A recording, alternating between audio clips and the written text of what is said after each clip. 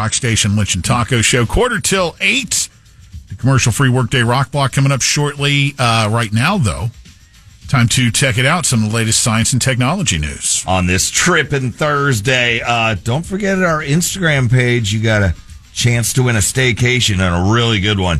2-night, 3-day stay at Orlando World Center Marriott. I've stayed at that place before. Beautiful, beautiful. All the pools, lazy river. Again, 2-night, 3-day stay, Orlando World Center Marriott. All you have to do, be following us on Instagram at 1011 WJRR, and somebody's randomly picked. Could be you. Just look for that post and do as instructed, and you'll be qualified. All right, let's begin with this. Disney has found themselves in the midst of this whole Kimmel situation, as they are the parent company of ABC. Oh, yeah. And, center, with all this chatter, however you feel about all that, you should also be aware that this is a perfect example of timing is everything. They went ahead and revealed this week that they're going to go ahead and increase their streaming prices again on all of their products. Sneak. Disney Plus, Disney Plus Premium, Hulu, ESPN Plus. It's all going up. Okay, I don't want to... It's all going up. I don't want to go down a rabbit hole here, but what if you have several of those bundled?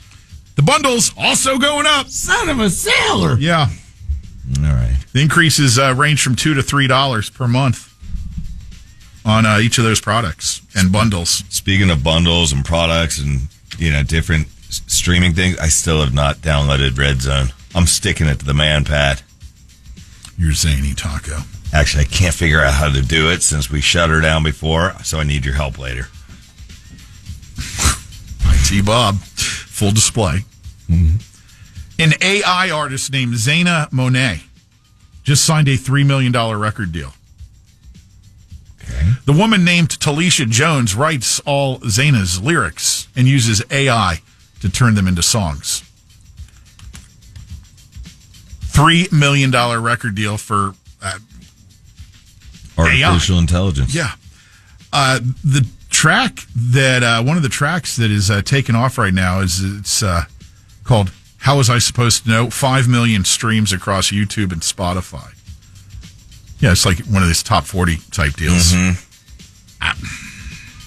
If you are a do-it-yourself musician, as in where you actually sing, songwrite, and perform, this has got to just drive you nuts. Oh my God, yeah! All that time you've put not only into your music and writing it and everything else, maybe going around playing bar gigs, yeah. And then along comes AI. YouTube says it has a plan to restore accounts that were banned for violating platform rules on misinformation regarding COVID-19 and the 2020 election. The company outlined the new approach in a letter Tuesday to the House Judiciary Committee, signaling a shift as YouTube eases its content moderation standards and raises the bar for what's considered a violation. If you recall back in that whole COVID era, if you did not toe the line on what the scientific community was saying on COVID and you said anything about it on a lot of the social media platforms, you're on the list. In fact, you're delisted. So now they're paying for it. They're going to restore those accounts for the folks who got delisted.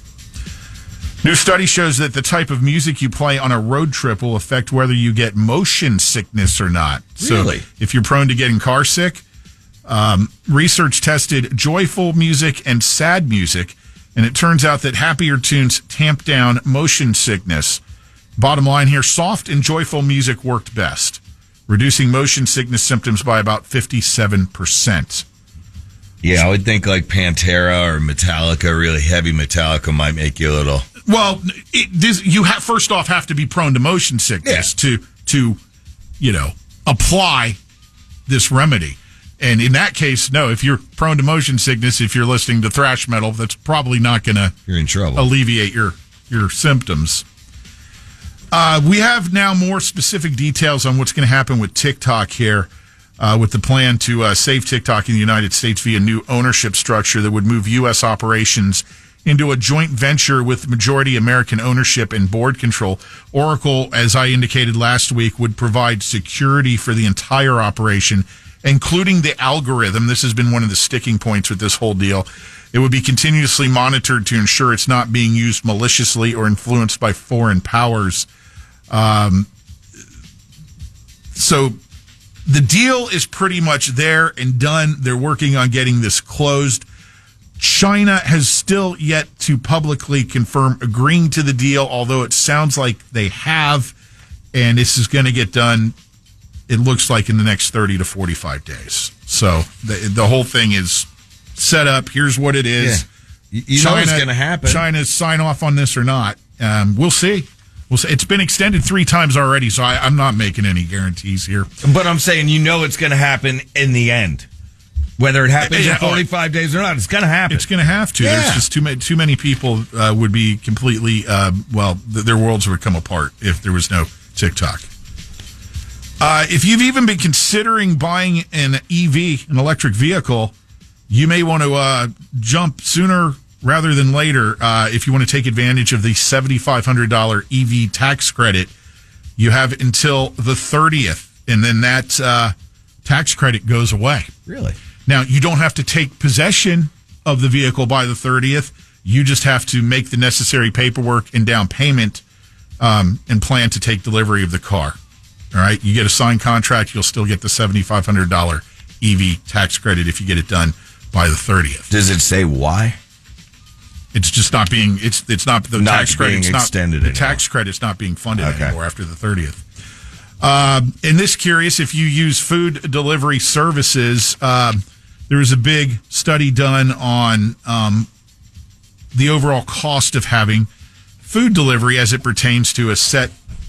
What they did, they picked McDonald's as the restaurants, and they had a set order done in different cities across the country.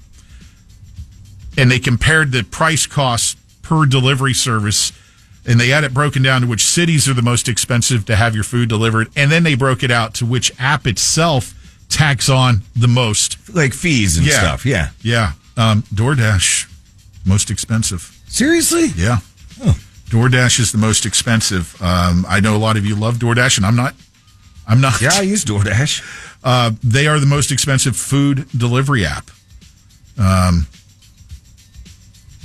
I'll give you an example in the McDonald's thing here. If you were to order directly from McDonald's and go get it yourself, rather than order the same set of items and have it delivered by DoorDash, it's a 71% markup. 71%. Yeah.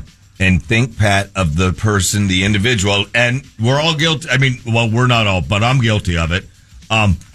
Order a single item. You not a single item. I'm saying for just a single person. I'm sitting at home and I'm like, oh man, I could really go for a meal. All of a sudden, you're paying an extra like $6 or something, $7, but you don't have to leave the house. Yeah, that's a choice you're free to make as you see fit. Just passing along the information. I don't do it anymore. I got you. I did. All right, there you go. Some of your science and tech news for this week as we check it out. Commercial-free Workday Rock Block coming up at 8. Lynch and Taco.